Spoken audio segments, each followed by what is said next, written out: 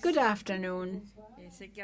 I know this has been a very long day, so I'm not too sure if you are willing to put up with a long speech. I'll try to recap, establishing a connection between what you've done here with what we've done on the other side at the Hilton Hotel. And tell you, in the first place, there's this exercise, the Business Forum. It's the very first time it is hosted in a ministerial meeting conference, and it shows the dynamics and the evolution of the work that needs to be done in all these platforms which the states have and which we use to negotiate and debate. Clearly, the issues addressed here are directly connected in parallel to what we are talking about on the other side, but I'm sure the dynamics are quite not the same. I believe this seed we've planted here in this initial model of extending and going beyond states and WTO members to have a much greater audience, I think this will take root. I think it will have an impact on what we do upon negotiating. Let me tell you something, where we're standing, and especially I'd like to tell you what I believe that this extension of the association network, how it will have a positive impact and the energy it will create. In the first place, today is the worst time for negotiations. This is the middle day in the conference.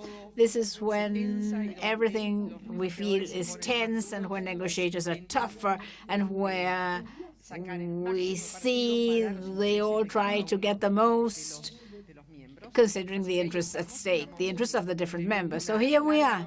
We imagine there's a long day ahead of us, a long day of negotiations and being widely alert to be able to move on in our agenda. Of course, this is the traditional division between the traditional agenda, the historical agenda, the agenda that we've had ever since the Doha round, and those other issues which you addressed here, which are the new issues, so-called, and others called 21st century issues. And very interestingly,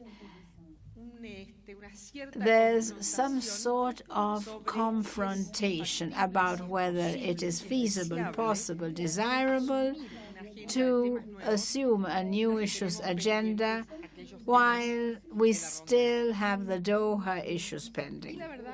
Actually, a part of the membership is convinced that nothing new should be done because we haven't been capable yet of solving the old issues.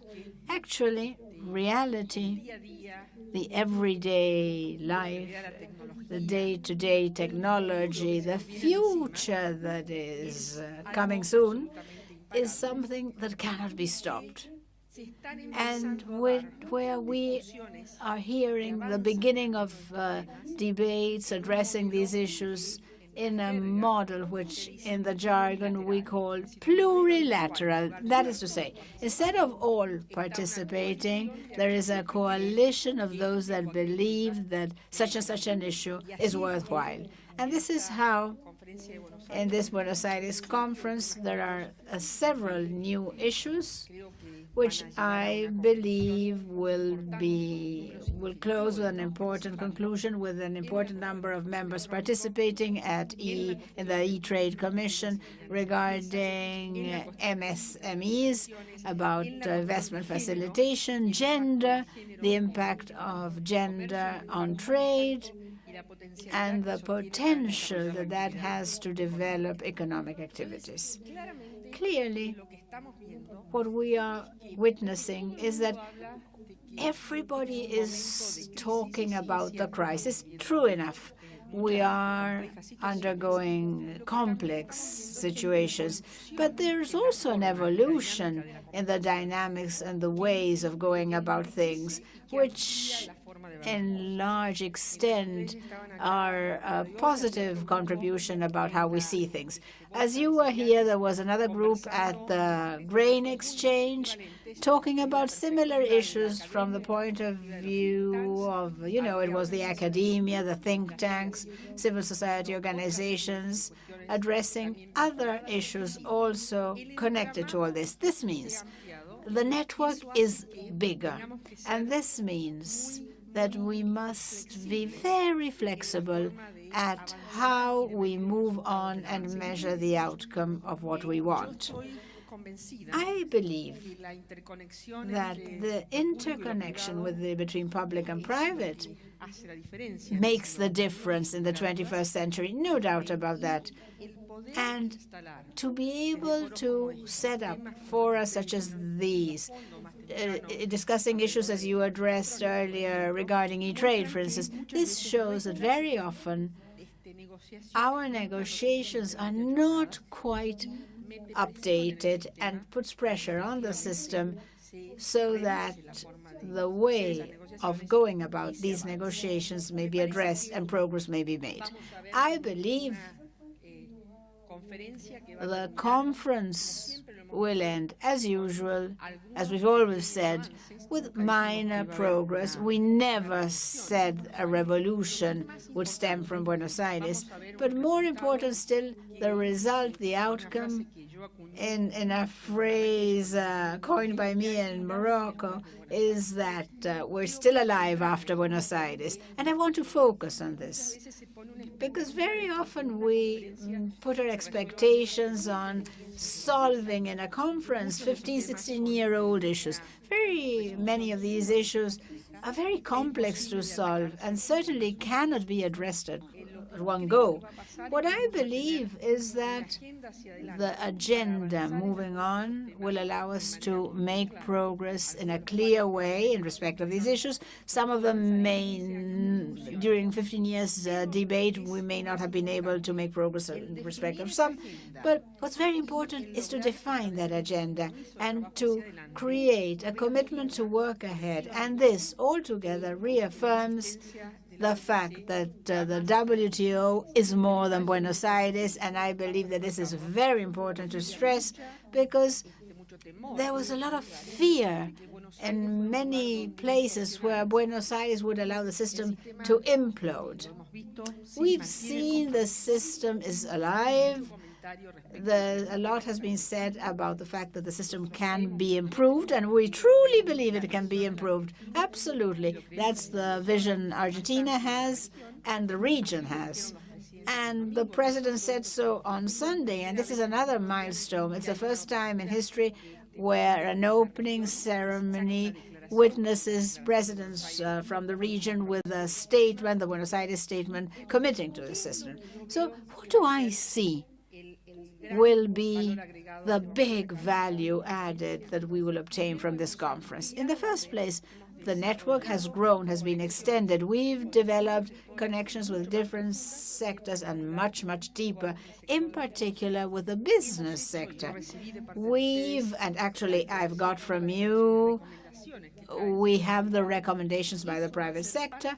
That will be an integral part of what I shall read as an outcome of the conference. That means to say that will be part of the conference. And that is the first big value added, to enlarge the foundation, the basis for the WTO agenda and trade agenda in general. In the second place, to establish a working horizon ahead of us and provide certainty in the sense that we do have a plan where we will have to keep on working and negotiating together. And thirdly, together with this, indeed, that we do have a system ahead of us, regardless of whether this system needs improvements, needs some corrections in respect of the different sectors' interventions. The other thing we've done, which was something new, very new, this was that it was the first time in the history of these conferences that ministers get together and talk.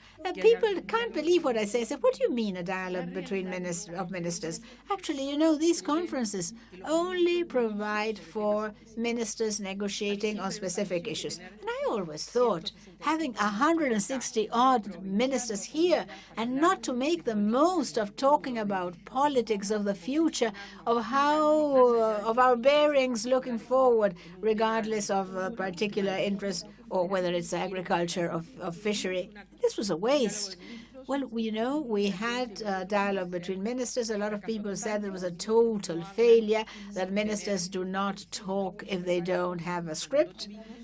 We did have the dialogue. There was no script. We exchanged opinions about serious issues, about the way we work at the WTO. And I think this will create another opportunity to establish an ongoing dialogue regarding policies and strategies in a systematic way between ministers.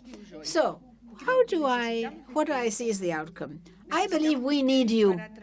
We need you to convey a message which is diverse, complex, much more diverse and complex than the outcome of the negotiations. The negotiations, there will be an outcome, fewer than what we would have liked to have, but it still is progress. And for you people, from a perspective of the private sector, this interconnection, this is really important. And it is particularly important because looking ahead of us, Argentina, with its G20 responsibilities, will have the B20 negotiations as part of it. I mean, this has already been launched. They're working at it. And I believe that to begin here, standing here with this dialogue, this business forum you had with the recommendations you've produced and forwarded to the chair of the conference, this gives us the necessary momentum to integrate agendas and to see, standing in Argentina's shoes and with the vision of Argentina and Southern Cone regional view, how do vectors cross and how does the private sector and the public sector, how do they begin to have different agendas that are in line. So I would like to thank you. I would like to say that there's still 24 hours ahead of deliberations, and there's so many things that happen in 24 hours. Everything can be solved. Everything can be fractured or half and half. We're still there. So I still can't give you any more details about where we're standing, but I am convinced that we will make it and we will have a reasonable situation that allowing us to move on with the issues we have in common. Thank you again, and all the best for those that are here from abroad. Welcome to Argentina, and of course for our co-citizens, thank you for sharing with me this experience.